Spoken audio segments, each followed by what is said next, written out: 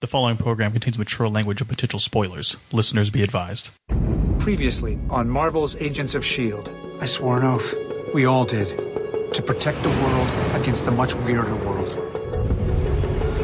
It's gotta be some sort of activation signal to Hydra members within S.H.I.E.L.D. We've had a wolf in the herd the whole time. They've infiltrated the highest levels of our organization. What? Well, we don't have to do this. Fitz, is he okay? He's alive. Their attempt to cross off Fitz and Simmons failed, but Fitz may never be the same again. Since Simmons left, he's only getting worse, talking to himself more and more. On behalf of the United States Armed Forces, I order you to stand down. We're not Hydra. We're agents of S.H.I.E.L.D. Well, right now, to the rest of the world, it's the same thing. Fury always said, a man can accomplish anything when he realizes he's a part of something bigger. You want me to start over? Rebuild S.H.I.E.L.D. What is this place? I call it the playground. It is an honor to meet you, sir. I know we don't have much, but what we have is yours, Director Coulson.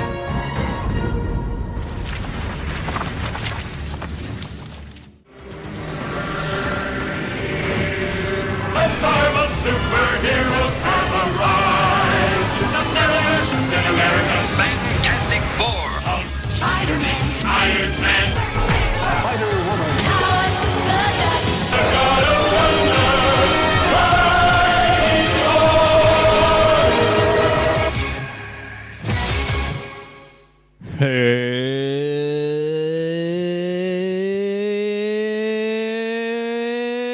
Hey, everybody, welcome to the Marvel Superheroes Podcast. I'm a legal machine, and with me is Mr. Fixit and Diabolu Frank. And today we're going to talk about The Marvel one-shots, some of them anyway, and Marvel's Agents of S.H.I.E.L.D. Season 2. We previously did an episode-by-episode discussion of Marvel's Agents of S.H.I.E.L.D., and it was kind of shitty, kind of boring. Yeah. None of us really enjoyed that producing that much, and it was just the two of us. Now it's going to be all three of us, and we're going to do it way shorter and with a lot more opinions and probably a lot more expletives as well. fuck shit balls. You guys want to tell these folks what the one-shots were in case they were unaware? No, you. Please. Okay, so the Marvel one-shots were produced between 2011 and 2014. They were bonus features on Marvel's Blu-rays or DVDs, not sure which, probably both. And basically, they do these short movies to kind of expand the Marvel Universe. I think that the problem was that they cost a little too much money to make. Estimates were in the ballpark of about $500,000 each. I don't think that was... There was some decent production value. I think item 47, maybe, but not so much, say, the consultant. That shouldn't have cost a jack shit. You had Robert Downey Jr. appear on camera, so there you go. You think he got a payday off of that? Oh, Yeah, not island money, but he got some. Bentley money. These bonus features would expand the Marvel Universe, fill it out a little bit, expand upon some stuff that we saw in the movies for the most part. Bentley, the name of the Vietnamese prostitute that they paid to give him a back massage.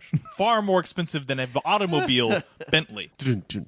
So the first of these was The Consultant. It was featured on the Thor DVD, Blu-ray, whatever. What happened in the Dark World or regular? The first one. Okay, First one, gotcha, just gotcha. Thor. Just Thor. And it was less than 4 minutes long. What happened in that one? It didn't go well, did it? No, it did not. Did they reject the initiative? Of course not. But they made the most idiotic, ill-conceived request imaginable. They want Blonsky on the team. The Abomination. They really don't like when you call him that. What about the Harlem incident? Well, it definitely took a pre-existing Stinger and just the elaborated Stinger on from it. The Incredible Hulk. Yeah, where Tony Stark walks in on General Ross while General Ross is having a drink. And apparently, Tony is now seen as the consultant, a annoying, know-it-all, ball-busting, everything we love about him. Basically, General Ross, he's wanting to release the Abomination who's imprisoned, right? The World Council, I think there was another word in the midst of that, but I can't remember. No, that's right. So these are the guys of the shadow government that was controlling S.H.I.E.L.D. And they're trying to put together the Avengers, and as part of the Avengers initiative, they want to bring in Emil Blonsky, the Abomination from The Incredible Hulk, because they see him as a war hero. They see him as somebody who would work better in the Avengers than the loose cannon that is the Hulk. Or are they alluding to Thunderbird? Or was it? Thunderbolts. Thunderbolts, yeah. My bad. No, I'm pretty sure they're Really? the Avengers. Well, and we don't know if they were compromised by Hydra because this was pre-reveal from True. Winter Soldier. They want Emil Blonsky. They don't want the Hulk. Phil Coulson thinks that that's a bad idea because apparently he's aware that Blonsky was not exactly the most stable individual himself. Yeah. And so he begins to collaborate with another S.H.I.E.L.D. agent, Jasper Sitwell. Do you guys have any familiarity with that character? Yeah, doesn't he end up being like a bad dude? Well, I mean from the comics. Oh. No. Yeah, I'm sure because I know the name, but it's not. He was in some of the very first Nick Fury adventures from Strange Tales. He was a white dude with blonde hair and glasses. He didn't appear a lot after those initial Strange Tales stories. I think that he was one of the agents that was compromised by the LMDs that took over S.H.I.E.L.D. So it's appropriate. They introduced him in this one-shot. He appeared in an additional one-shot, and then he appeared in Marvel's Agents of S.H.I.E.L.D. And eventually he turned up in the Winter Soldier, and it was revealed that he was a Hydra agent. Right. So That's for me, watching the Winter Soldier, having seen all those special features, having seen Marvel's Agents of S.H.I.E.L.D., where he plays a role in the first season, it was a big deal. It's like, holy shit, this guy's Hydra? Holy shit. Whereas if you didn't watch any of that bonus material, you're probably like, he's just some dude who happens to be Hydra. Yeah. And as a dude who had not watched most of that stuff, how did you respond to Jasper Sitwell as a Hydra agent in the Winter Soldier back? So now you're asking about Winter Soldier and not about the one shot? I'm asking you about Jasper Sitwell. Man, I could have swore I've read some shit with Jasper Sitwell outside of Agents of S.H.I.E.L.D. stuff. He had to have been an Iron Man or something. Quite possibly, yeah. Anyway, yeah, the dude's super slimy. I totally, he was great, I thought. I think he was in Walking Dead at one point too, right? Okay, we're jumping comics here, man. Let's No, I mean the TV show. No, the actor was on the TV show. Jasper Sitwell was in The Walking Dead. No, I'm joking. I don't know what your question is, but he's definitely a guy in a movie and also in these one-shots. They incorporated the stinger from Incredible Hulk, and it turns out that Tony Stark was very effective at preventing Emil Blonsky from becoming an Avenger. They basically say, we need to get somebody who's so annoying that it will convince Ross to not do it. And they're like, no, not him. Yes, him. No, we can't get him. And then it turns out the consultant is Tony Stark, who is, of course, so annoying that he convinces Thunderbolt Ross to not only not release the Abomination, but that he tried to have him removed from the bar. And they were like, oh my God, what happened when he tried to get him removed from the bar? They're like, oh, Stark bought the bar and shut it down and had it demolished. It was pretty funny. Such a Tony move. Yeah. So was it worth it for them to produce the consultant? It's not my money, so absolutely. I think so. I think these are really of everything. Yeah. Look, man, I'm telling you, the more we watch some of this shit, I always forget about these one shots. God damn, they did DC dirty, dude. There's more continuity building in these bullshit one shots than there was in these DC movies. It's so fucked up.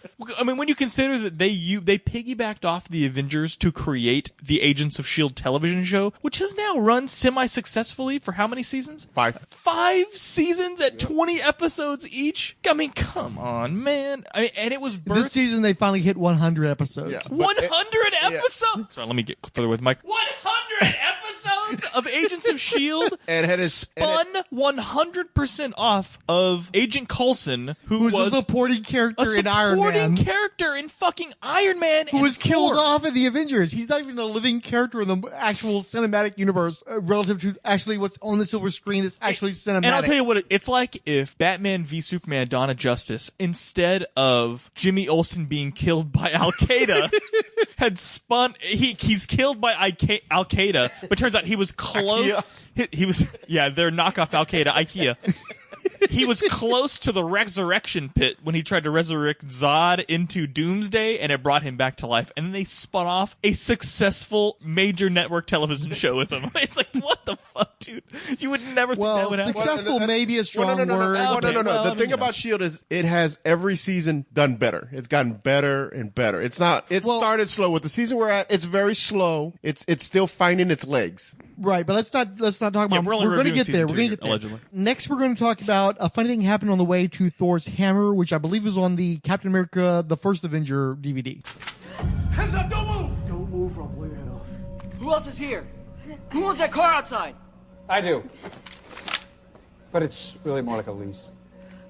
Toss the keys over here. Okay. Come on. Okay. Empty the cash register. Start filling his bag. Cigarettes. Excuse me. I also have this gun. You'll probably be needing that. Put it down! Put it down right now! Okay, don't want any trouble. Also, another very short feature on Phil Coulson. Who the fuck is Phil Coulson? I'm asking Max specifically since he wasn't in the S.H.I.E.L.D. agent. He's an episode. agent of S.H.I.E.L.D. Was he in the comics? No, he was introduced specifically for the movies. Yeah, I don't know, dude. Everybody knows who fucking Agent Coulson is. I have to explain this to people. A little bit, yeah. He made like, billions of what dollars. does Phil Coulson mean to you as a guy who watched the first Iron Man? Oh, absolutely nothing. He was a funny 2-bit character who died because I never watched anything more than the pilot of Agents of S.H.I.E.L.D. So I ignored the... We watched 2 Iron Man movies in the Avengers. I'm saying and Thor. He was prominent in Thor. Yeah, absolutely. He like I said, he's a 2-bit character that sort of helped build the S.H.I.E.L.D. aspect of the universe, but he wasn't Nick Fury. So you weren't like, no, no, Phil Coulson, when they killed him in Avengers. I was like, damn, they killed Phil Coulson. That was a great scene. And then we kept, moving on. Yeah. What happened in the one shot? He's going to Thor's hammer because in the Thor movie, they've discovered Thor's hammer in the desert and they've built that shield complex. Right. Again, one of those moments in Iron Man 2 that pisses a ton of people off is Coulson's in it, and all of a sudden he's like, I have to go to Thor's hammer, so I'm no longer going to be in this motion picture. Goodbye. A lot of people did not like that level of continuity. Am I wrong? I don't even remember that part. Was that really a knock on that movie? I thought the knock on literally that happens in Iron Man 2 is that he's babysitting Tony Stark, then he has to leave. Yeah, I remember that because Tony's building that machine that's going to create the new metal for his heart, right? I thought that what pissed people off about Iron Man 2 was they didn't like Whiplash. They thought Whiplash they thought that him getting drunk and pissing in his armor was super lame, and for the most part, it was sort of there were too many Cokie cornball jokes. So it wasn't the world the good jokes. Like there's the one in the deleted scenes where the girl's using his boots and she's floating above him, and he goes, "Oh, you go for the Tony Savalas." I thought was a good joke. I totally missed that. Yeah, it's in the deleted. Tony Savalas. I saw that. I laughed. I thought it was fucking hilarious. That looking up her skirt. That should have been in the movie. Yeah, he's looking up her skirt and goes, "Oh, you go for the Tony Savalas," and I'm like, Telly Savalas. It's Telly Savalas. He just Tony Savalas. It's not looking Tony. At you, babe. It's not Tony. Yeah. Here's looking at you, babe. Oh, I always thought it was Tony. Telly. Is it Telly? Dude, you're Generation X. You should know who Telly Savalas is. I just know he's also on a lollipop old all the time. That was because really he's Generation X. He's also old and has memory loss. You got to give him. There is there's that. two sides to that. We are getting up in age. All right, millennial, whatever the fuck you are. You're calling me Manilia. I know, right? Is that like a white joke? I thought he was doing like a manila envelope thing, like with Luke Cage. And I've had no alcohol. That's the sad part. Go. He's got that contact high. Yeah, anyway, so no, I didn't give a shit about Phil Coulson, but I haven't seeked out these one shots. Are we just talking about what this one shot was about? He's on his way to Thor's hammer, stops at a convenience store, and the convenience store is held up, and he knocks the dude out who holds up the convenience store. But he does it in such a cool way, though. Like, he could have shot him in the back. He enters the Matrix. For a moment there, a little bit of bullet I thought time. was a little cheesy. A little bit of bullet time. I like Agent Coulson as our everyman. So when he's doing Tybo, he's trying to claim those Tybo videos really work out. When she asked, what should I tell him? I think he's referring to her, saying that she's been using Tybo. No, he's referring to him. Those Tybo videos really worked out for me because he mentioned beat up the two guys. I like it better the way Fixit described it. But I agree with you, but when he described it that way, that makes more sense. He's giving her the alibi. Yeah, basically that's what I thought he was doing. She was the one who beat them. Okay. And so that's the way I read it was I was never here. I can see that. Yeah, you may have a valid point there. Yeah. Cute movie. I really like the character of Phil Coulson. More so before the start of Agents of S.H.I.E.L.D. because I did not really enjoy season 1 as much as I would have liked to. But it's a cute little, it's like 4 minutes of our life. I don't miss those minutes. I enjoyed it. And I watched some of the DC shows. These were more enjoyable than me having to sit through The Flash through another season. And I like The Flash. I like most of the story arc, but man, they bogged their shit down with just like, fuck me episodes. We're just like, I finish it. I'm just like, fuck me. I just sat through that. I'm one day going to do a complete Marvel, every movie, every one shot, like just all together and just see how it plays out. And if y'all find me drooling in a fetal position, you'll know why. And then on the Avengers home video release, item 47. I don't think you're taking this assignment very seriously. That's funny. I was just thinking the same thing about you. While you've been in here gathering video clips, I've been out investigating. It turns out a used 28-foot Pearson was taken off the market in Key West. Spoke to the former owner. A couple matching our description paid in cash. The boat gets out of dry dock in 24 hours, so I'd like to get a move on. I understand, Agent Coulson. I'm sorry. Force of habit. We all miss him. Your orders, Agent Sitwell. Retrieve the weapons tech and neutralize the two outlaws.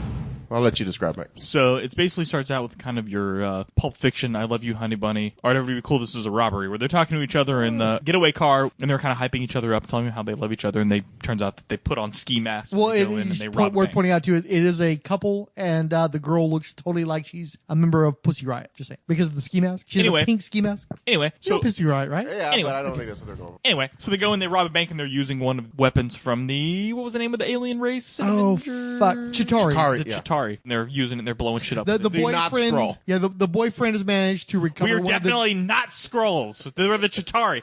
Definitely not Skrulls. Wait, we own the Skrulls now. Totally the Skrull. Yeah, the Chitauri from the Avengers, the invading aliens. The boyfriend is apparently a technological genius. He manages to recover one of their weapons, get it to work again, and they're using it to rob banks. Jasper Sitwell ends up crashing their party. Who is that character actor that's assigning him to the case too? I don't know who that dude is, but I've seen everything though, right? He's that guy from that thing. I've seen him in 1,000 movies, man, and I cannot place his name, though. I know he's always a villain somehow, or a scumbag, or an asshole. Didn't he have a show on Amazon, like Boz or something like that? Where he was like Titus Welliver. Yeah, I think he had a TV show on, like... Oh, he's on Bosch. He's the star of Bosch for Amazon. Or Bosch? Which I heard was a very good show. I would say Bosch, not Bosch. Probably Bosch. Bosch. I've had a lot to drink tonight, so, you know. Maybe you should look it up in your thesaurus. You're kind of Boshy tonight. You should look up Bosch in your thesaurus. Okay, so carry on. What happened in item 47? Oh, anyway, so at the end of it, he's like 47 items fell to Earth after the invasion. Well, but what happens between the beginning and the end of it? I said Jasper Sitwell gets a jump on him, and he fucking captures them, and fucking that's it. It's not that big of a deal. And as they're tied up, he says 47 items fell to Earth during the invasion. 46 of them did not work. This one does. And she's like, she's set up, and and the whole time they're trying to sweet talk. I'm like, hey man, we didn't mean that thing back there. This was all a joke. You know, you can let us go. We don't need to go to prison. And he's like, well, it's worth pointing out too that they were robbing all these banks, and they managed to zap their money and destroy the as they're fighting, it starts spinning. The gun gets knocked to the ground, and it's spinning on a bottle. They're all like, and then the next thing you see is all this burned, destroyed money floating in the ground because they shot their own money. Anyway, so the dude, she's like, oh, well, it's working because he got it to work. And he's like, yeah, I got it to work. And then the next thing you know, they're looking at the dude from Bosch, and he's all like, oh, you're back finally. And he walks in with the two, and he's converted them to S.H.I.E.L.D. agents because they were able to get the thing. Well, you did skip over the part where he was sent to murder them, apparently? No, to neutralize them. They allude to... Dude, when he whips out a knife like that, I think... Well, the knife he was whipping out was to cut the zip ties off. I didn't think S.H.I.E.L.D. would kill people, but... No, I think that they were referring that to make you as a blind, as a way of making you think they're going left when they're actually going to go right. Or they definitely zigged on me. Well, I should have zagged. No. Although, given his Hydra background, you maybe have to wonder. Yeah. Well, see, I asked you while we were watching it. I asked you, didn't answer me. Were they supposed to be on the S.H.I.E.L.D. show? Like S.H.I.E.L.D. agents? I don't think they were ever Who intended is she? to be... For God's sake, will you answer the damn question? That's Lizzie Kaplan. She's been in a ton of stuff. You may know her from True Blood. Maybe? Nope. Okay. She's in True Blood? Maybe Mean Girls? Nope. Masters of Sex? Nope. Yeah, I'm out. How much do you think she weighs? Right, Under or over 100 pounds? Penny Dreadful or some shit like that? Slightly over 100. Slightly over, not that hard in the eyes at all, Is right? she in Penny Dreadful? No, you're thinking of Miss Green. What was her name? Rachel Green. IMDb that shit. Lizzie Kaplan. And it's funny too because her vocal stylings in the movie are very modern. So for her to have made her bones, and I think maybe gotten some Emmy nominations from playing a woman in the 1950s, 1960s, kudos to her for the acting. She's in Gambit, rumored. Yes, she is supposed to play Belladonna, if I recall correctly. Mon ami. Although that movie has lost its director yet again. So, she was in The Interview. I think that might have been where I've seen her. which one was the interview? The one with Seth Rogen and Franco? Oh, Franco. yeah. She worked with the CIA to try to get Seth Rogen and James Franco to kill. And I'm sure I'm seeing her Kim Jong-un or Il. Kim Jong-il, yes. That might be... No, Un. You're right. That's probably where I've seen her. Oh, no, she was in Cloverfield, too. I remember that's right. That's where I recognize her. I never saw Cloverfield. I saw her Cloverfield. That's right. That's right. The first one's not bad. Oddly, I watched the sequel instead. The sequel's really good. I like her a lot, guys, for She's her cute. for her acting prowess. And if you haven't seen her in True Blood yet, if you like her, you should probably watch some scenes from True Blood. Season 1. Internet, save us.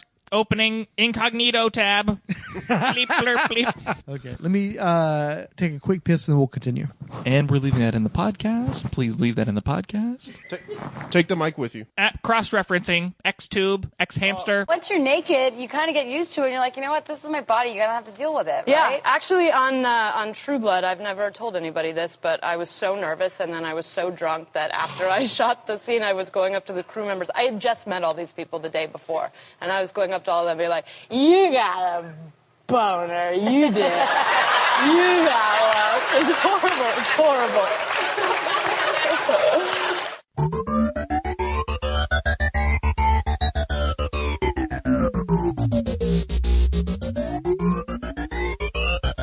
Welcome to Level 7, the podcast about Agents of S.H.I.E.L.D. and the Marvel Cinematic Universe.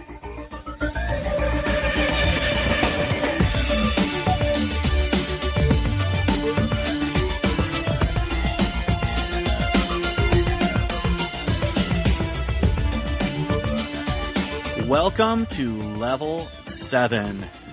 Chasing us is a waste of resources, General. We're the good guys. What's your assessment of Hartley's people? They're mercenaries here for the money. The enemy has the advantage. We need one of our own. You risk that for a Quinjet. For what we can do with one. Disappear. Fitz said he could engineer cloaking, but the damage to his temporal lobe was too extensive. It's not just N084, it's the first. And all Fury knew about was the trail of bodies that follows it. I'm being overly discreet with this operation. I know how long you have been searching for this. Dr. Whitehall. You have no idea. You said Hydra had a way of convincing people. You were talking about brainwashing. Are you ready to comply, Agent 33? Happy to comply.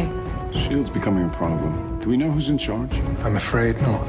How about we make a deal? S.H.I.E.L.D. to keep dropping off presents like this. All we ask for in return is a little breathing room. Sorry, I'm gonna have to say no to that deal. Since Simmons left, he's only getting worse. He's grown isolated. Who are you talking to?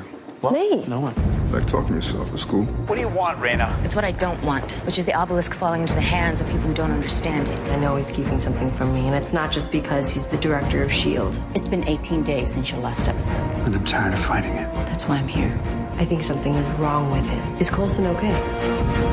So now we can do a very brief look at Agents of S.H.I.E.L.D. Season 2. Okay. Mac, how far did you get into Season 1? I got through the pilot and maybe not even full the whole episode, a couple commercial breaks before I was like, this show sucks. I don't want to watch any more of it. And you've never touched it ever again? Nope. Okay. Dun, dun, dun, dun, dun, dun, dun.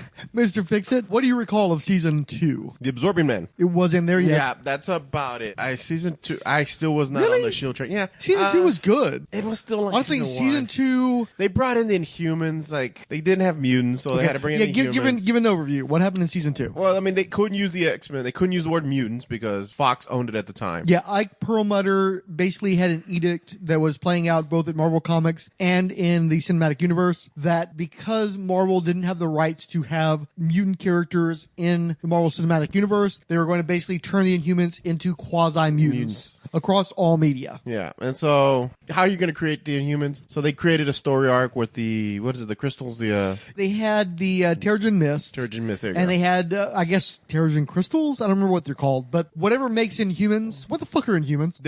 Okay, so my understanding is the Kree had come to the Earth thousands of years ago, genetically played with the monkeys that were running around. So some of them had a dormant gene in them, which would have been a mutated gene anyway, but could only be Kree activated. DNA specifically, though? I think so. I don't know. I mean, if you watch the beginning of Prometheus, so were the Kree fucking the beginning monkeys? of Prometheus, kind of the same concept, you know. Were the Kree fucking monkeys? Is that what I'm hearing? I'm assuming so. Okay. Poon is Hot. poon, I guess. So anyway, so the genes are in the Kree genes are in the human gene pool, and you can only activate. But it's weird because Kree don't have powers either. So I guess it's a mixture of the two, or I'm assuming the Kree have abilities that humans don't have. They're more resilient. They're stronger. They're but they faster. can't do like Quake, and they can't do all that True. other shit. I'm assuming they were just genetically testing people, mixing genomes. Experiments, yeah. The mist is needed, I guess, to complete the experiment. Maybe. Okay, Mac, do you know anything about the Inhumans? Can you contribute to this at all?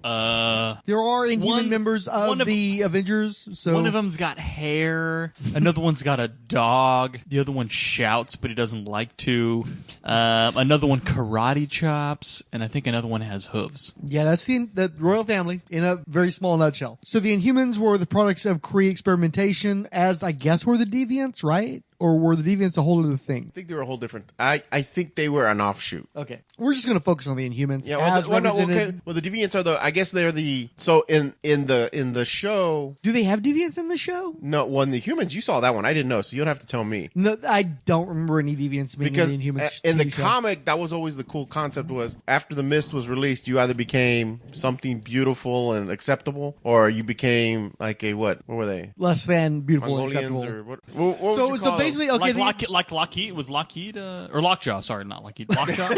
Lockheed's the dragon, Lockjaw's the dog. Fox has those rights too. Give me a fucking break. But see, the argument was he a sentient being or was it a dog? And they've gone back and forth on that over the years. My understanding of the Inhumans, as a guy who never gave a two shits about the Inhumans, show of hands, how many people here give a shit about the Inhumans? Let the record reflect that nobody is raising their hand. Yeah. The Inhumans have Kree DNA, and when they're exposed to crystals that turn into a mist, they gain powers not dissimilar from mutants. Yeah. Okay. Ike Perlmutter, partial owner of Marvel and major Disney shareholder at this point, wanted to make Inhumans the mutants of the Marvel Cinematic Universe, so they fucking forced that shit down our throats via Marvel's Agents of S.H.I.E.L.D. and intended to have that be a major motion picture. Never actually happened. Inhumans are all over season 2. Also, we have the aftermath of Winter Soldier, where the remaining agents of S.H.I.E.L.D. are being hunted as as though they were agents of Hydra because nobody knows whether or not they are the good guys or the bad guys. Major Glenn Talbot is spearheading that effort. It turns out there's actually a whole other faction of S.H.I.E.L.D. that was unfamiliar to Coulson and Company, run by General Adama from Battleship Galactica. Coulson's S.H.I.E.L.D. is infiltrated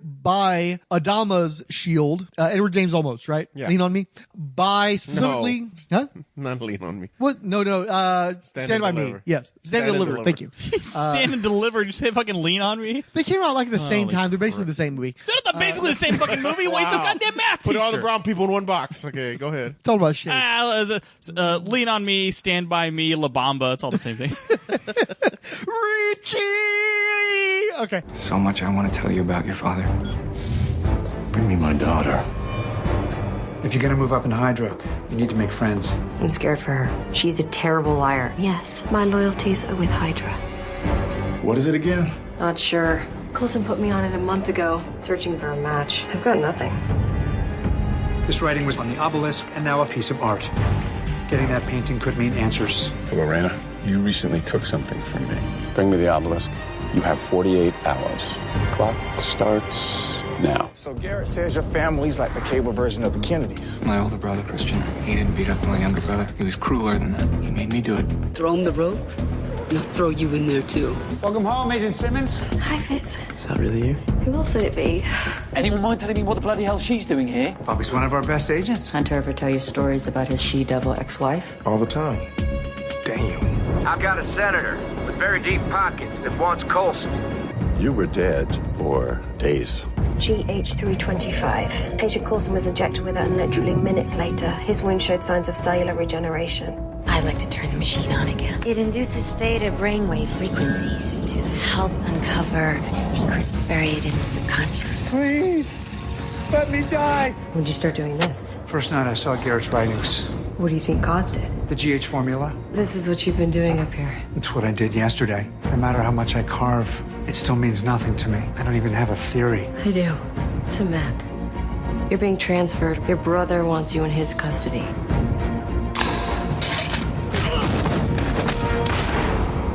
Why isn't there a nationwide manhunt? He escaped from federal custody. Just wanted to make sure you got my present. Promised him a face-to-face with Coulson. I hear you've been looking for this. The obelisk. We share a common enemy.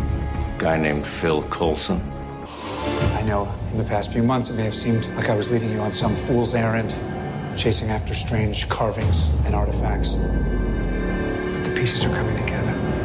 The puzzle's taking shape. The bad news, Hydra's trying to solve the same puzzle. Good news, we now have a piece they don't have. It's a city. Everything we've been doing, it all leads here. Suit up. What is happening? There's a story of stars that fell from the heavens, of blue angels who came bearing a gift for all mankind, meant to save the world. The ancients called them the Kree. If a Kree came to your world, I would assume he's up to no good. And what do the Kree want? Change. You did well. Pick it up. And only someone who can carry the diviner is allowed to enter the city. Or more importantly, the temple inside. Mr. Ward here is something of an expert on S.H.I.E.L.D. and you, an expert on the diviner. Together, I think there's much we can achieve. You know you've lied to me. This happens every time. We get closer, you get nervous. Everything we've been doing leads here. Our job, find it before anyone else. If there's evidence of this city on Earth, the computer will find it. To activate the obelisk, Hydra has to take it to a specific place. A temple inside the city. Reyna claims that she can touch the obelisk without being harmed, that it would lead them to the temple. Only the worthy are allowed inside to witness its true power. And what happens to the people who aren't worthy? There's Hydra Quinn just outside the windows on both sides. Let's go. Destiny calls. You too. Shoot them down. Just like old times, huh? Not exactly. General Adama sends Adrian Palicki, who's been in like fucking everything. As long as it was canceled, she was in it. She was the Wonder Woman from the NBC failed pilot. She was an Atlantean from the failed Aquaman pilot. She was Lady Flint from the G.I. Joe movie that was a sequel that did not manage to resurrect the G.I. Joe franchise of motion pictures. She's currently on the Orwell. Is it Orwell? No, the Orville. The Orville. The Star Trek show that Seth MacFarlane's been doing. She's working for General Adama, and so is the big black dude that is not Trip, Mac. Okay. And they are basically set up to infiltrate S.H.I.E.L.D. Via, it was like a triple agent kind of thingy, because initially Simmons, and I can't remember, she's the biological scientist and Fitz is the technological scientist, correct? I'm going to say yes. He is a technologist. Okay, so Simmons has infiltrated Hydra, and so has Adrian Palicki's character, who is Bobby Morse, better known as Mockingbird. Okay. Simmons manages to make her way up through the ranks of Hydra, but she's eventually found out. And Bobby Morse, who has already been embedded in Hydra for a while, manages to get her out safely. But what we don't know is that Bobby Morse is actually working for General Adama, so she's actually infiltrating S.H.I.E.L.D. by way of saving Simmons. Fitz, who received brain damage thanks to Agent Ward in the previous season, for lack of oxygen, is a technological genius who cannot function anymore because of the damage that's been done to his brain, and he's struggling mightily through that story arc. And he's been befriended initially by Trip. Trip is the son of Gabriel the Hornblower from Nick Fury's Howling Commandos, who were featured in Captain America: The First Avenger. Okay. I like Trip a lot. Let's see. Dude, you remember more than this than I did. That's amazing. I'm trying to remember the other agents of S.H.I.E.L.D. that we were familiar with were just scattered about. I know that Skye was still hunting for Grant Ward because of how badly he'd fucked them over, but I don't remember a lot about what was going on around that stuff. The main thing was that Skye wanted to find out who her parents were, which tied into Agent Carter, again from Captain America. By the way, it's worth noting that as much as we slagged on Marvel's Agents of S.H.I.E.L.D. Season 1, it really tied into a lot of fucking movies. Because you had the Extremis from Iron Man 3, you had Thor the Dark World tying directly into the movie and appearances by Sif, and then at the end of the season you had the Winter Soldier tying very manly into the show, whereas Season 2 was adrift to some degree. I don't remember it having a lot of close associations with anything. Like the Winter Soldier basically broke S.H.I.E.L.D. by revealing the connections to Hydra, and then really not a lot of strong connections to any of the Marvel stuff aside from the very finale of the season. Because I mean, at the end of Season 1, didn't Nick Fury show up? It does tie into Avengers 2, but most of the season was on its own. Yeah, no, I give you Season 2 feels like that floating island on its own. And clearly their main goal was to push the Inhumans on us as much as possible. Yeah, get us ready for the Inhuman show. They make a big deal about how there are all these various teams that were previously associated with S.H.I.E.L.D. or with Hydra. They are no, wait, they did covert action teams, we'll call them, wild covert action teams. Skye is searching for her parents, which was a leftover from Season 1. I still at this point fucking hate Skye to pieces. Can't stand that character. Total fake geek girl bullshit. Way too hot to be living in a van doing hack work and that kind of bullshit. We have ties to Agent Carter, who's going to get a show sometime partway through this season by Tiger into a super Nazi whose name escapes me. Do you remember the dude's name? No. I just remember that they started bringing in some of the Marvel villains. Absorbing Man, Mr. Hyde. Yeah, well, that tied into the search for Terrigen Mist, if I recall correctly, because they had Lucy Lawless as like one of those covert action team members. I think. Yeah, that's right. Lance Hunter might have been one of those as well, who ends up becoming a major figure in Season 2. Fuck, was that Nazi dude's name? Hitler. Not Hitler. Mengele. Daniel Whitehall. This Silver Fox Anderson Cooper motherfucker who is like the Joseph Mengele of Hydra. Shout out Anderson Cooper, my God. But he's like the Joseph Mengele of Hydra, this dude who's like a total like crazy evil geneticist who's studying people. Is that the one pops up in Ultron? Ways. Huh? Was that the guy that popped up in Ultron? I think you're thinking of Strucker. Aaron okay. Strucker was right. in Strucker. I'm thinking of Strucker. Yeah, you're right. So they managed to set it up to where this Whitehall dude is not only active in the 1940s, and he's captured by Agent Carter and the Howling Commandos after Captain America's been indebted, apparently. And this dude apparently is like immortal, or at least he can reverse age because he he aged and then he got injected with some shit and he became a young dude again. And so he basically becomes a major player in Hydra again. Okay. At the same time, you've got Powers Booth, who's still a major player in Hydra. Yeah. And so they're basically like warring against one another because Whitehall is like the main guy, the guy who essentially replaces Robert Redford in Hydra. But Powers Booth is totally trying to take some control over that. And of course, Talbot is continuing to hunt them all. Talbot played by Adrian Pasdar, Prophet, who's doing, I think, just an awesome Glenn Talbot. Love his Glenn Talbot. And let's see. Oh, yeah. And then you had like Agent 33, right? Is that the chick that looked like Melinda May? She basically was running around with a mask to make herself look like Melinda May, the Asian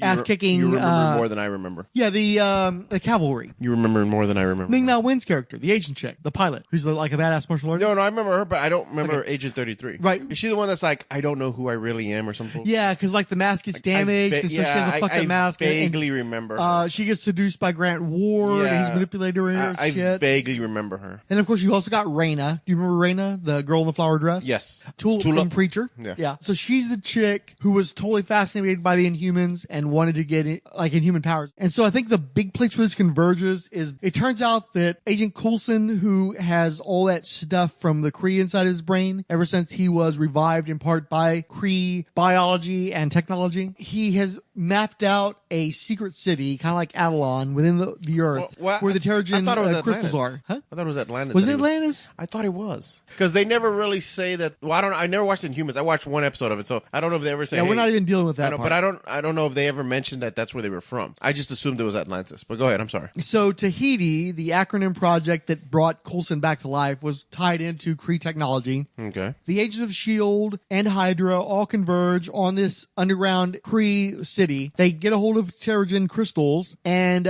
through exposure, our boy Trip, the Howling Commando grandson, is turned to stone and dies, which sucks. Hydra grows stronger every day, while S.H.I.E.L.D. clings desperately to a world it no longer understands. Why not leave? My time will come. Tell me what happened to my mom. Your mother was special because she had a gift. Whitehall, cut her to pieces. I'm gonna kill the man who destroyed my life. You killed him! He was mine! We're humans, Guy. We just have the potential to be more. There's someone new. Tell the others I'm on it.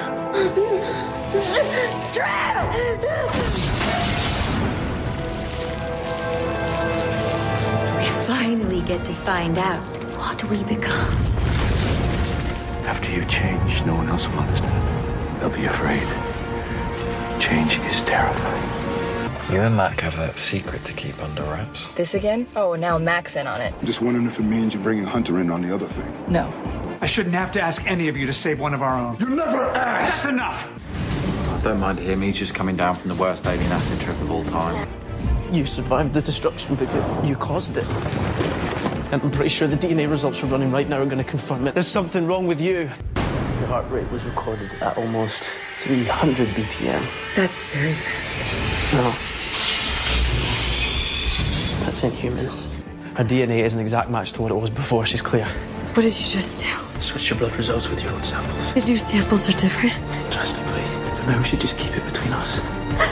There's something very wrong with me. I'll be waiting for you. After you change, no one else will understand. Your thankless daughter was there. She emerged from the chrysalis. She's going to be so terribly afraid. You'll put her on the index. Tag her like a shark. What's doing this? I am. I can't control it when I get upset. You will control your emotions, just like we practiced. Everyone is at risk. I need to control this or stop it. Otherwise, I don't know what happens to me. You weren't stopping your powers, Sky. You were directing them inward. I'm recommending Sky leave S.H.I.E.L.D. altogether. What is this place? It's a safe house for people with powers. Simmons has been working around the clock on these. So these take my powers away. Are there side effects? A few. Hello, Sky. I'm Gordon. I'll take you to a place where you can be with people like us. You can learn about your gift. You and Bobby, what's up? No, I know you're keeping something from me. I know Coulson doesn't know about it, but I bet he'd like to. Bobby and I work for an organization that came out of the wreckage from when Fury left. Who the hell are you working for? The real S.H.I.E.L.D. There's nowhere to go! It appears Hunter escaped using one of the ship's submersible pods. We founded the real S.H.I.E.L.D. on the belief that leadership should operate with transparency. If Coulson's collecting powered people, we need to know before they come knocking on our door. What Coulson's doing here, this isn't S.H.I.E.L.D. Not the real S.H.I.E.L.D. anyway. This is not about Coulson. It's not about me. It's about S.H.I.E.L.D. We cannot afford to be enemies to each other when there are new threats out there. Waiting for a moment, we are at our weakest. I know Coulson. His behavior's grown increasingly more troubling. Coulson and his secrets, that's the threat. And I think it's time that we remove that threat. I want to go back in. Skye is also exposed to Terrigen crystals, and she becomes an Inhuman, and it turns out she has Quake powers, and we find out that she's actually Daisy Johnson, an established character from Secret Wars, the Brian Michael Bendis version, and then later the Secret Warriors, which was Nick Fury's superpowered team that ran around for a little while there. Yeah, by Bendis again, or Hickman? No, it was Hickman. Yeah, okay. That was me and Fryhole read that. We actually liked that series. It was actually pretty decent. Skye eventually finds out that she's related to Dr. Hyde from Marvel Comics, a fairly minor villain. Are you familiar with Dr. Hyde, Mac? But in probably. I mean, he fought Captain America a few times. He always wore a suit. He yeah, fought in a suit. I'm thinking am I thinking the owl when I'm thinking this, or did they dress? He wore a jacket kind of like the owl, but he was a bigger dude. Yeah, because the owl actually had claws, where Hyde was just like long-haired, muscular dude. Yeah. He fought Spider-Man in he like teamed up with, was it Cobra? The original Cobra like villain, where he's like slinky and he like a boa constrictor kind of dude. I don't remember. Anyway, they fought Spider-Man. That's my Cobra Commander. During that's the only G.I. Joe. That and Snake Eyes. I do a great Snake Eyes impression. Go. And that's my Snake Eyes. Great job. Yeah, total. Roger Stern and John Romita Jr., when they had their run on Spider-Man, Hyde was one of the characters that appeared in a two-part that was mentioned as one of the better Spider-Man stories from that period. So it turns out that Daisy Johnson is the daughter of Mr. Hyde, played by Kyle MacLachlan, Dale Cooper from Twin Peaks. What did you think of Mr. Hyde on Marvel's Agents of S.H.I.E.L.D.? In the comics, does he do drugs to get his powers? Wait, what? Yeah, because this guy was doing poppers, man. He was popping. He's fucking Nuke? Almost, yeah. I think that actually goes back to Robert Louis Stevenson. I think it goes back to the original Dr. Jekyll, the drug element of it. Because I don't you know what? Now that you're mentioning it, I never thought of Dr. Jekyll and Mr. Hyde as a fucking drug addict who's drugging up to get his angry powers. Yeah, totally. Holy That's shit. what they were doing there. I'm a fucking idiot. But it just depends You on just recorded me becoming an idiot, like realizing that I'm a dumbass idiot. We've known for 20 years. Well, but the cool thing is, though, everyone has a different interpretation. My favorite's always been Alan Moore's, where Dr. Jekyll is gay and he wants to try to remove the gay gene from himself by experimenting on himself, which turns him into Hyde, which just amplifies all his id personalities. And I thought that was just a kind of cool take, because no one ever explains I've never read the original book, but do they ever explain why? Well, never mind. This is totally Wait. Yeah, I've always liked the concept of Dr. Jekyll. So wait, is he still a drug addict? Of all the shit we deep dive on and fucking branch out on this podcast, you were not going to just glaze over that Alan Moore did a series where Dr. Jekyll... Yeah, the League of Extraordinary Gentlemen. Is that what it was? Yeah. I read the League of Extraordinary Gentlemen. I don't remember that detail. I remember reading that because I was thinking, because I remember thinking, why would someone experiment on themselves? And then it was like, well, because he was trying to remove that urge. Holy shit, I don't remember that. I got to go back and reread it. Yeah. I still have all my League of Extraordinary Gentlemen. I need to go back and reread them. Yeah, it's a good trade. Absolute good trade. I'm sorry, man. Go ahead. Okay. But I think, was he I don't remember him being a drug addict in the comics. don't think in the comics that was a He was always major like factor. muscle. He seemed to always be Hyde in the comics. Yeah. Like, I don't ever remember seeing him It was converting like a back one-off transformation, and he was just Really? always Hyde. I don't remember ever seeing him not be Hyde. I just always remember him being like the muscle. Like, Big dude in theatrical gear with long hair. Yeah. So what did you think of MacLachlan, though, as representing the TV show? I kind of liked it. He's a great actor. I like Kyle MacLachlan. I think it was fun seeing him play a crazy person. The effects work related to the Mr. Hyde transformation was wretched. Yeah. He was dumb as shit because they basically gave him this gigantic brow and big hands and then said, you have super strength. And then that was like the sum total of it. Pretty it was much. the cheapest Roger Corman bullshit. Oh, no, it's true. It was, and then he would just do a lot of, Kyle MacLachlan brought the camp hardcore into Agents of S.H.I.E.L.D. Season 2. You know what? You're right. It's kind of hard to take that serious. No, can't. Totally can't. Yeah. You also have Patton Oswalt still running around as one of the, we're still unsure if he was an LMD was he a clone or a triplet or what the fuck he was, but he's still running around. Wait, That was kind of fun. I think you misspoke. You said Patton Oswalt? Yeah. Yes. Yeah, okay. So I think there's- you did it again. You misspoke. I think you said Patton Oswalt, the comedian? Yes. They have S.H.I.E.L.D. bases. I'm sorry. Hold on 1 second. I think you just said that Patton Oswalt was running around as an LMD in Marvel's Agent of S.H.I.E.L.D. on a major network Well, television. not necessarily. We don't know if he's a I don't think you actually clone. meant to say that. They So never who did you- explained. So who did you? No, they did explain actually Was in it? one of the later seasons, yeah. Oh, okay. So who did you actually mean was running around? Patton Oswalt. I'm so okay. I'm checking back out of the podcast. Excuse me. Ratatouille. So, also Lucy Lawless, like I said, was a wildcat. Yep. She gets killed by, was she actually killed by Astonishing, Absorbing Man, or was it more of a collateral damage kind of I thing? think it was collateral damage. Okay. So she dies. Because remember, they give him a second chance later, so. Who? Absorbing Man, yeah. What do they do with the Absorbing Man? I Talbot don't uses remember him that as well. muscle. Huh? They do a meeting, and I believe Talbot uses him as muscle. Like, they tell him, if you work for us, Oh, yeah. He you usually don't was go a to bodyguard prison. for a while there. Yeah, that so didn't last because he had long, though. powers. Yeah. Now, I thought as for an Absorbing Man character, he looked great. He looked exactly kind of what I thought Absorbing Man would look Not like. bad, but it's kind of a drag that Thor doesn't exactly have a great rogues gallery. And so to see him burned off on Marvel's Agents of S.H.I.E.L.D. was kind of a drag. Well, they always bring him back. But go ahead. They're never going to bring him back. Are you Never kidding? know. Never know. going to happen. Way too optimistic, my friend. The television shows do not exist in Marvel Studios. Totally do not exist. Oh, that's true. That's true. Trip is dead, so he's basically been replaced by Mac. And it was one of those like Walking Dead things where as soon as one black guy leaves the show, another black guy like takes over his place. Remember the early seasons of Walking Dead when they were doing that show all the time? And I never fucking liked Mac. Seasons and seasons, and I cannot stand that motherfucker.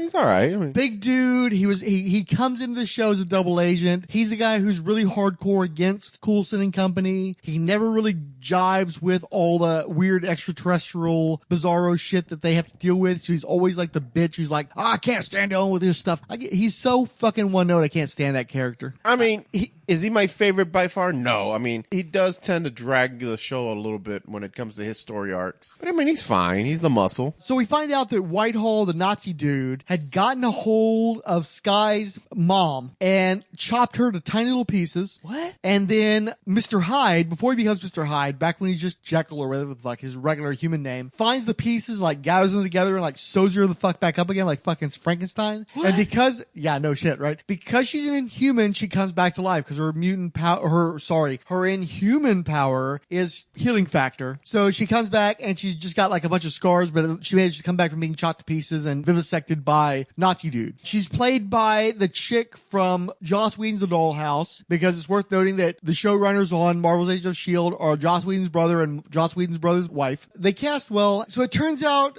that Sky's mom is not just an Inhuman, but she's sort of an evil Inhuman. Yes. She is basically trying to gear the Inhumans toward, what? Was it like War? a war? Or Yeah. like, well, that, and I think she was trying to expose everybody on Earth. It felt like to she was their building an doomist. army. Okay. Because she had everybody. Well, they did a big thing Different where she's got compartments. like Shangri-La, whatever the fuck they were Yeah. calling the place. This like Inhuman paradise where you could just go and chill out and enjoy your powers and shit. But it turns out that she's got this evil plan where she's going to force everybody to become Inhumans or die. And then there's the Lincoln dude who is the white dude who ends up being hot for Sky and kind of helps draw her into her mother's web. He kind of plays you're getting us all wrong. Because she's already, when Sky shows up, she's already having kind of a second, she's very suspicious of everything around her. Mhm. Where he's the one that's calming her out. No, you don't understand. This is a good thing for us. And so I guess he lulls her into a sense of everything's all right. That's his job without him actually realizing it. And he also gets them panties wet. I guess so. He also gets them panties wet. Good lord. There's only one man who's connected to both sides of this equation. We're a good team. I'm still happy I shot you. Yeah, me too. Should I aim for the face? Hold on! Just like old times, huh? Not exactly.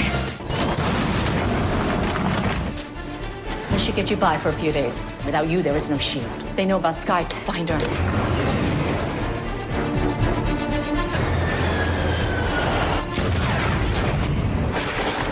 Gordon, help. My name is Jia Ying. I have chosen to be your guide.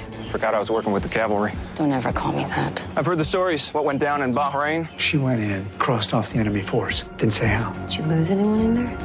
Herself. Baron von Strucker thought that Sunil Bakshi was well groomed to serve. So why is he not present? Compliance will be rewarded. Your father was good once. He's a monster. Just one dinner. Ethan, I hear you're headed away. Taking some time to backpack. I need you to get me into Fury's toolbox. It's way beyond anything I've ever encountered. Without Coulson, I'm afraid it's just a piece of junk. Are we having any issues following Agent Fitz? You tailed him? Hunter! Fitz? Maybe you can show me how to shake a tail. Like, now? We need to find S.H.I.E.L.D. Hydra's new heads, Strucker and List. They're researching power people and making a deal with Ward. We are working with Director Coulson. You're going to do whatever he says. I'm more than happy to comply. I'll have him taken away from here. Just let me go with him. I'll talk to him. I'll soften the blow. Let's see what's happening. You are gonna dump me here like yesterday's trash. Sky? Coulson. I need to get you out of here. No, not yet! Don't go! Damn it, I had her. That lock's down. Hydra's storming the building. Your call, boss. Take me to your leader. Why should I trust you? Because we all have our secrets. You have one sitting in the cargo hold of your ship. Some people just don't deserve forgiveness. Kara? She does.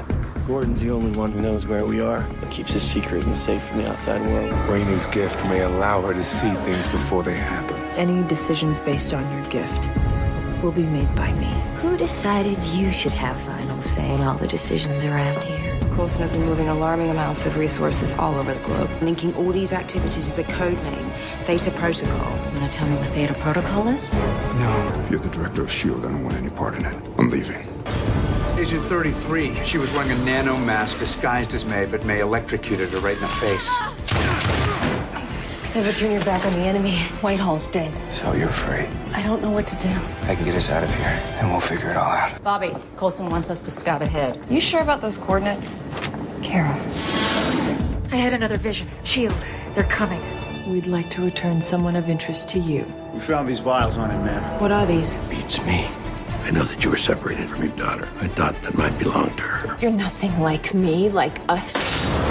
Get everyone killed. Mom! This is war.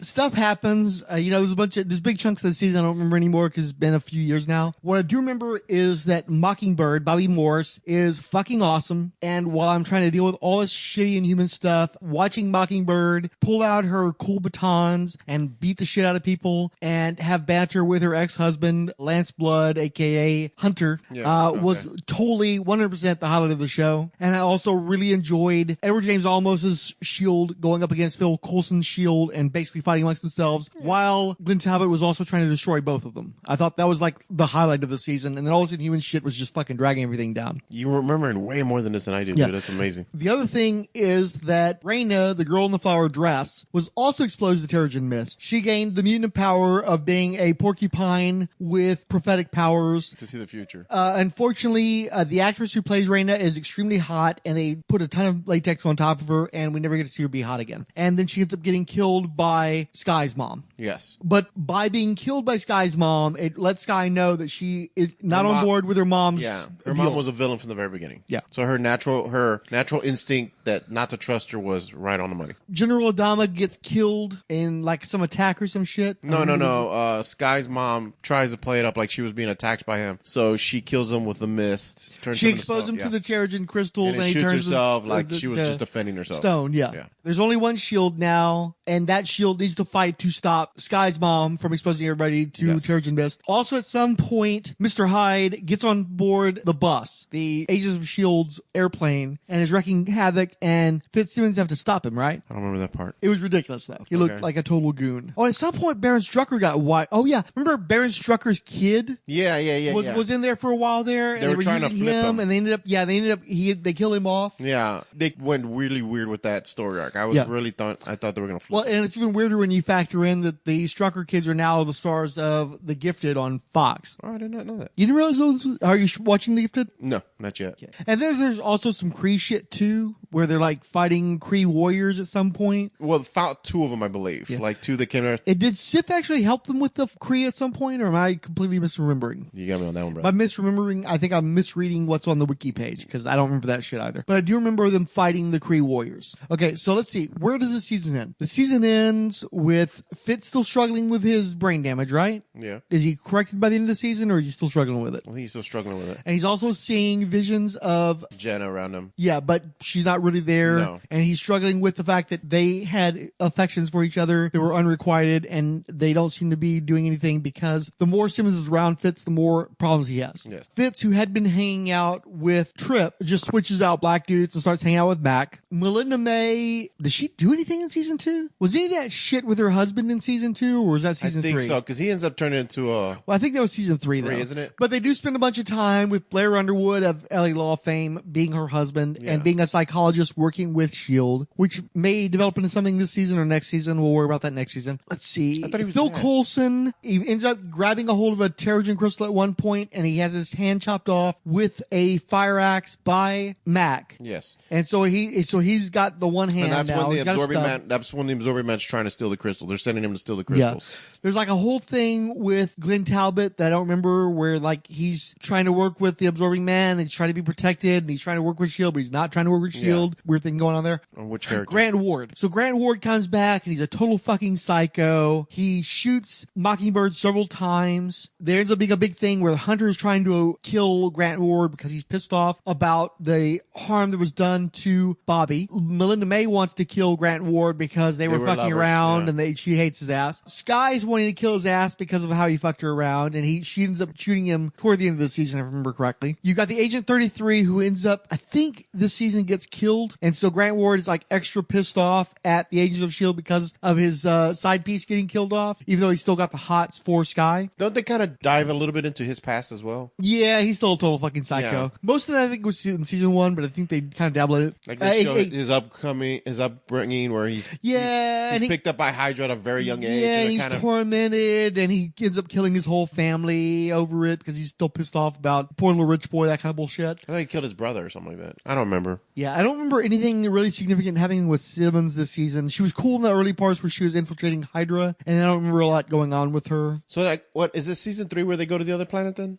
Yeah. Okay. Yeah. That's the weird. The only bad drawback to the show is you can really blend all the seasons together. It's to some degree, yeah. And then the big finale is that Sky finds out that her birth name was actually Daisy. So she takes on the name of Daisy Johnson. Her dad, Mr. Hyde, kills her mom since she was an evil bitch anyway. And the Terrigen crystals that they were going to use to infect humanity end up falling into the ocean. They infect the fish. The fish lay eggs. The fish are captured. Certain fish absorb the crystals. Those fish are then caught, canned, and a lot of them are turned into like fish oil pills. Right. And so health, a lot of health nuts get exposed to Terrigen residue that causes them to spontaneously become Inhumans, which is going to plague season 3. Yeah. So, what do we think of Marvel's Agents of S.H.I.E.L.D. season 2? It's getting better. I mean, it was starting to find its footing. It felt like. I think the characters definitely developed better. I hated Sky way less in season 2. I liked most of the characters somewhat better in season 2 than I did in season 1. Phil Coulson still felt like he was kind of lost amidst all the other characters to me, I thought. I won't lie. I really didn't get on board till season 3. Season 3 is when I started like, okay, I like where they're going. They're doing something different. They're starting to explore the history of Hydra, like what its deep. They did that a lot in season 2 because you had Agent Carter, you had Whitehall. I loved all the stuff related to World War II. Season 3, they really showed you the origins of Hydra, like where Hydra came from, like the concept of it. Because even I used to wonder, like when you would see all these groups, like I understood AIM. AIM are a bunch of science geeks that which they still haven't done much with in the Marvel Cinematic Universe. What do you mean? They were alluded to in Iron Man 3 and then like nothing. Who? AIM. I've seen them pop up in other books. No, in the Cinematic Universe though. Oh, yeah. Oh yeah. It's just like they dropped a reference. I love this too. They dropped a reference to Roxxon in the Agent Coulson one-shot movie. Whatever happened on, a strange, funny thing happened on the way to Thor's hammer, and then Roxxon. I don't remember really getting much of a references since then. I thought that was a shame. Who? Roxxon, the evil oil company that's got its hands in a bunch of stuff in the Marvel Universe. I didn't. You didn't catch that reference? No, I didn't catch that reference. That's too bad. Oh. Well, anyway, so I guess I like that because to me, Marvel has always had these great evil organizations from Hydra, AIM. Don't they have like some kind of ghost biker gang? I mean, I'm trying to think of the books that I've read that they have, the Hand. You always have these, what would you call them? Not cults. not like Illuminati. What do we call it? Cartels, organizations. I mean, like, you know, shadowy organizations that are pulling strings behind everyone, and you don't realize. And so that's kind of cool where you realize that it's just not S.H.I.E.L.D. Like, because when you think about S.H.I.E.L.D., it's like, well, what are they defending us against? And then you realize, well, there's Hydra, there's AIM, like there's all these organizations on the opposite side. So they're all kind of playing this game of chess. And then it kind of, I mean, to me, it is like, oh, that's kind of a cool concept. Like, you have these big organizations that are, you know, battling for power and manipulating. And I thought that's when, to me, was kind of like, okay, I get what they're doing, and it's kind of cool that they're connecting the show to the movies and the you know, the movies. Oh yeah, that's the other thing too, is that there was a subplot running throughout the latter episodes of season 2 that set up how Agent Coulson and the Agents of S.H.I.E.L.D. helped to acquire for Nick Fury a helicarrier, which is very valuable in Avengers: Age of Ultron. Basically, the helicarrier, the one surviving helicarrier that Nick Fury uses to help offload the citizens of Sokovia from the giant rock that Ultron is about to turn into a missile against the Earth. That was procured in part by Agent Coulson and the Agents of S.H.I.E.L.D. I didn't know that. Yeah, that's what they were building up towards. Oh. And what's her face? Kobe Smulders, Maria Hill, she was very briefly on the show again as well. That's right. I remember that part. Yeah. Yeah. Huh. I totally missed that. That's pretty cool. Way to go, Marvel.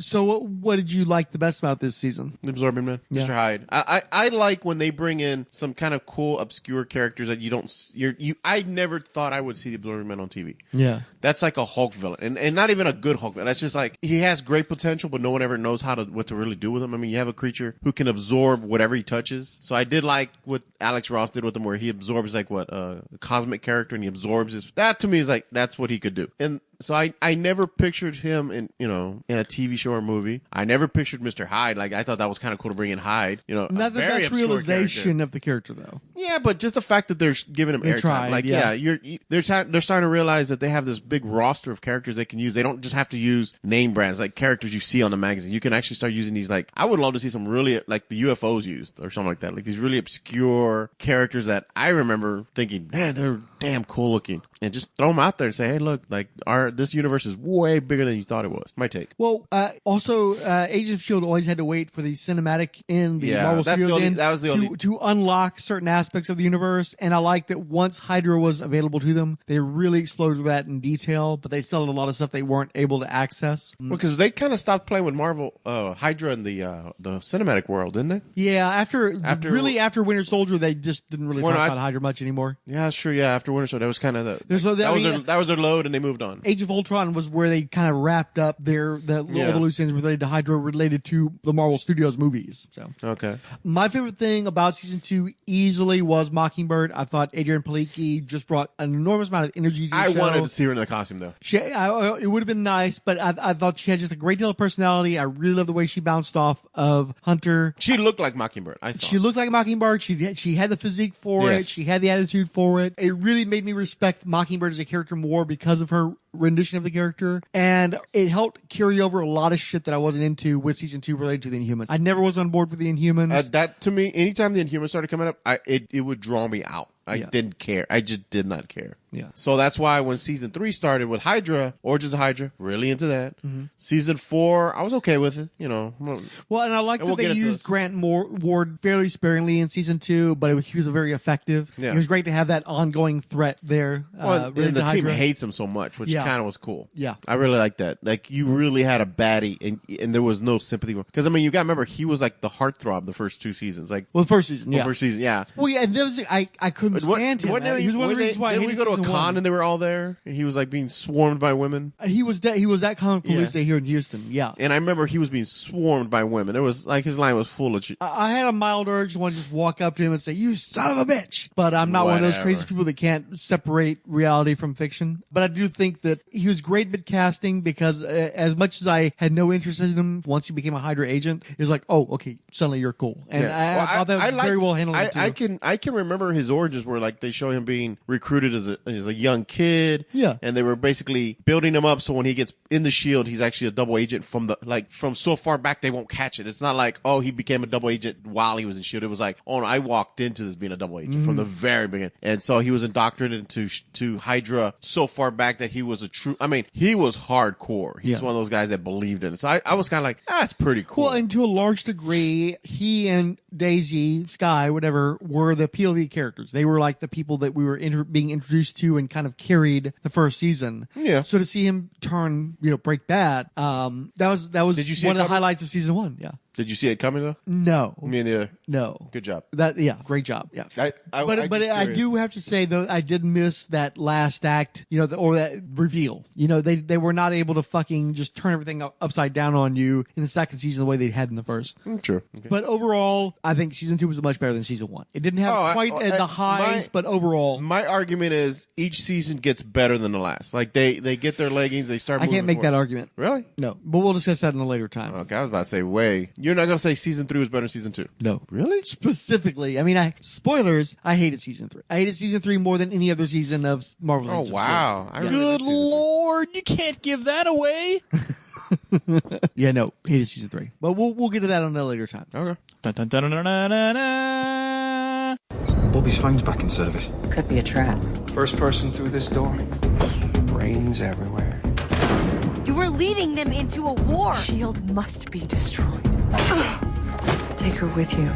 Restrain her. Director Coulson, we are under attack from an unknown number of gifted assailants. They have killed dozens of my men. We need your help.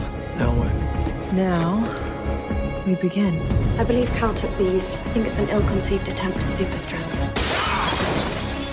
Uh-oh. Now it's just you and me. It's Gordon, right? And you are? I'm the guy who kills Gordon. S.H.I.E.L.D. wants us to be afraid, to fracture. But we're all tied together, a history that goes back thousands of years. They will not take that away from us. Your mother isn't leading our people. She's misleading them. It's you who are destined to lead. You ready to refocus your energies? Team centered around people with powers? At some point you might have mentioned that Backup was a lethal cyborg. Truthfully, I just wanted to see the look on your face when he showed up. I'm done flying solo. I miss having a team. I want more names.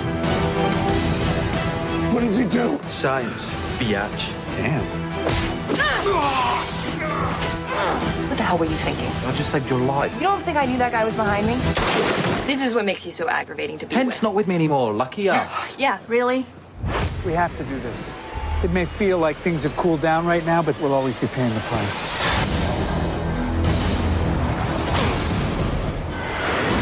We'll never get ahead of the consequences that you, that S.H.I.E.L.D. have set in motion. Like a ripple in the water. This ripple won't fade. It'll grow and grow until it's a tidal wave.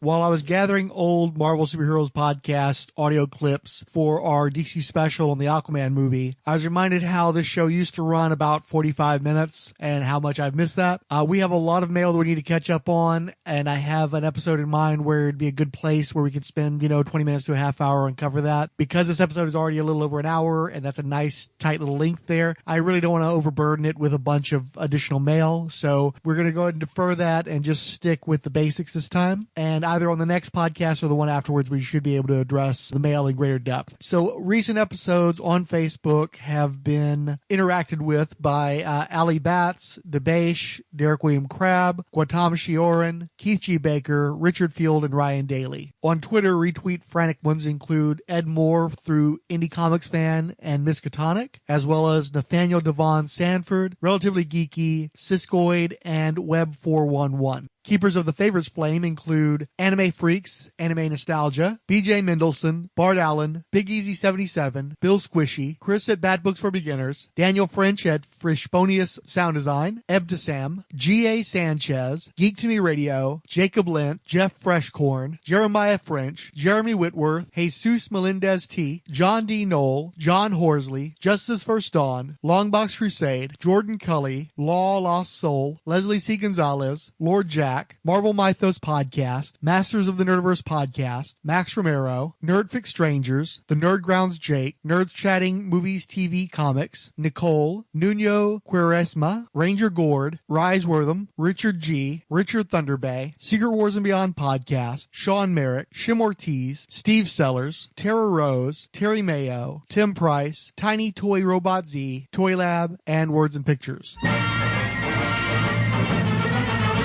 Finally, the Merry Marvel Marching Society, 20th Century Geek, the 108th Sage, Allie Batts, Amy Stewart Hale, Dr. Ange, Anthony the Insomniac Drunk Monk of Alternafans, Brody's Kitchen, CJ Fott, Caroline Wells, Checkered Past Podcast, the Cinebuds Podcast, Coffee and Comics Podcast, Collected Edition, Comic Book Dude 85, Darren Ruth Sutherland, Doc Strange, who offered us a praying hands emoji, Dirk Ashton, Ed Moore at Hill Productions, Fair City Podcast, Van Holes Podcast, Gal Walks into a Comic Shop, Grave Girls, Green Lantern 8G, Gregory Litchfield, The Hammer Strikes, Random Geeky Stuff, History of Comics on Film, Ice in the Face, IG88, Jeffrey Brown, Jennifer DeRoss, Just in Time with the J&T Baggers, Keith G. Baker, Ken Barr Jr., Cal Benning Likes Comics, The List Game, Long Box of Darkness, Man Brain Podcast, Nexus Fall Realities Podcast, Nicole, Odell Abner Dracula, Paul Matthew Carr, Rad Adventures Podcast Network, Randy Caldwell, Resurrections and Adam Warlock and Thanos Podcast, Richard Field, Ryan Daly has no resolution for 2019, Scott X, Sean Michael Ortega, who also says thanks in Excelsior, Stockport Super, Stu Perrins, TJ Bax, Tony Scipio,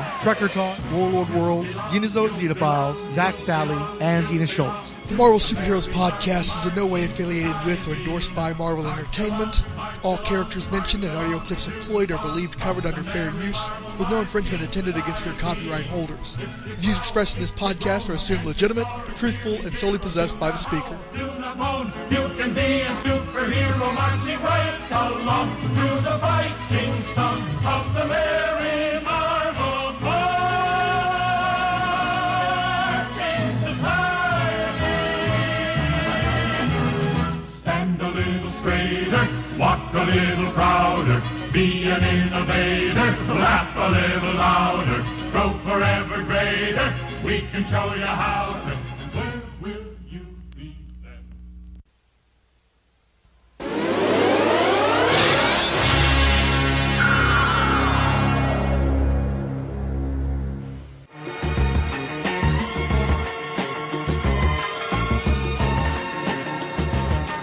If you wake up one day feeling ugly, thinking you're 10 or 12 pounds overweight, well, just know I don't care if there's gray in your hair.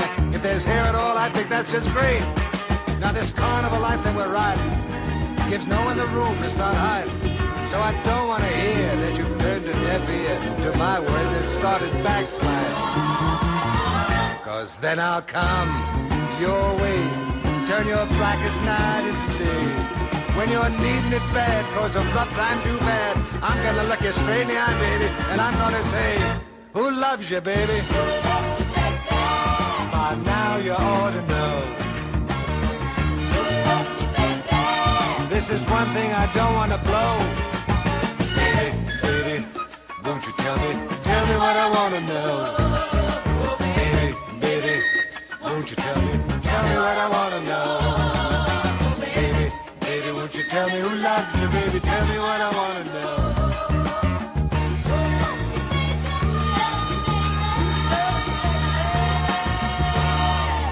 Baby, baby, baby, baby, baby, who loves you? I'm the one. Right, Old school callback. S.H.I.E.L.D, you dick.